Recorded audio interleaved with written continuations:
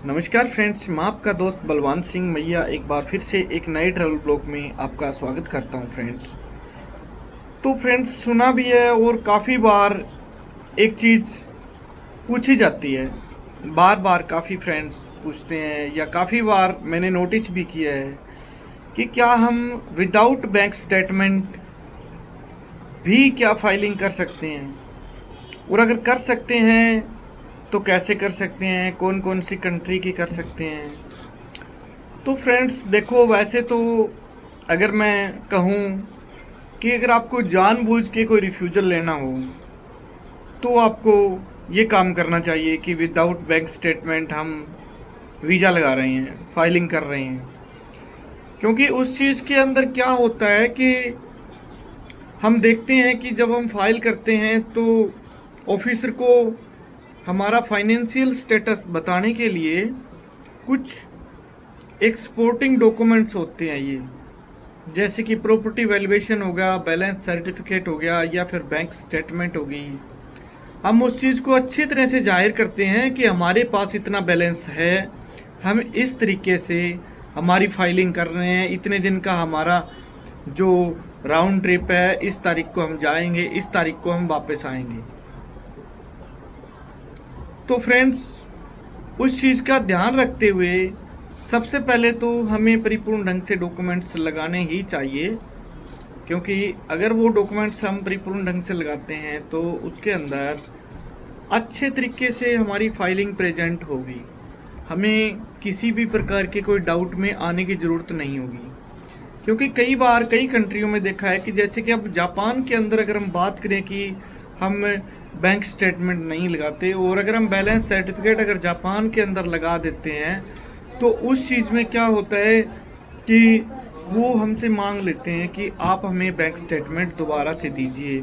और अगर हम दूसरी किसी कंट्री की बात करें तो कनाडा के अंदर अगर हम बात करें तो बैलेंस सर्टिफिकेट चल जाता है।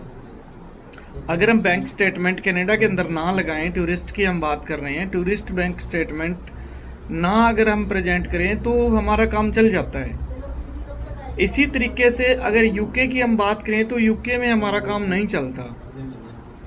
ऑस्ट्रेलिया में हमारा काम चल जाता है bank statement, without bank statement हम फाइलिंग कर सकते हैं।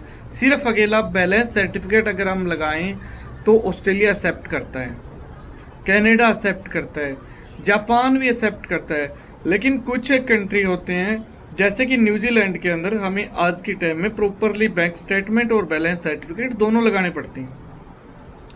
तो इसीलिए ध्यान रखिए फ्रेंड्स कि उस मिथ्ये से बाहर रहें कि हमें बैंक स्टेटमेंट नहीं लगानी है या हमें बैंक स्टेटमेंट से क्या फ़र्क पड़ेगा।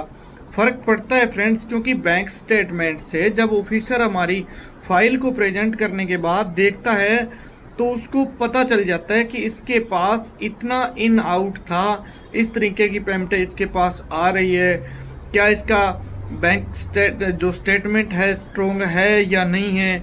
काफ़ी तरह की डाउट्स ऑफिसर की क्लियर हो जाती है।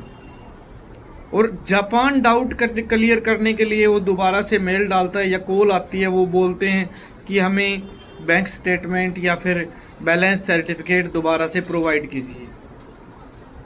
तो इसीलिए ध्यान रखें कि जब भी हम फाइल प्रेजेंट करें सबसे पहले तो हमें यही हो कि हमें बैंक स्टेटमेंट लगानी चाहिए। फिर भी अगर किसी की मेंटेन नहीं है तो वो एक अलग बात है। अभी हमने अभी नया अकाउंट खुलवाया है, हमारे अकाउंट में अभी करंट पेमेंट हुई है, तो हमारे पास बैंक स्टेटमेंट नहीं है, क्योंकि मेंटेन ही नहीं है तो कहाँ से होगी, हमने इन आउट नहीं किया। जो क्रेडिट डिपॉजिट भी अगर नहीं किया हमने उसके अंदर, तो बैंक स्टेटमेंट कहाँ से रेडी होगी। तो इसीलिए ध्यान रखिए फ्रेंड्स, वीडियो को लाइक शेयर एंड सब्सक्राइब जरूर करें।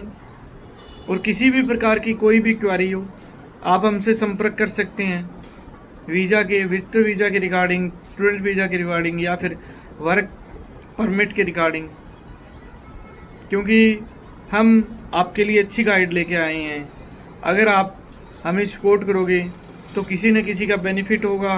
वीडियो लाइक शेयर करने का यही मोटिव होता है कि हम लाइक शेयर करें ताकि इन्फॉर्मेटिव इन्फॉर्मेशन आपको मिलती रहे।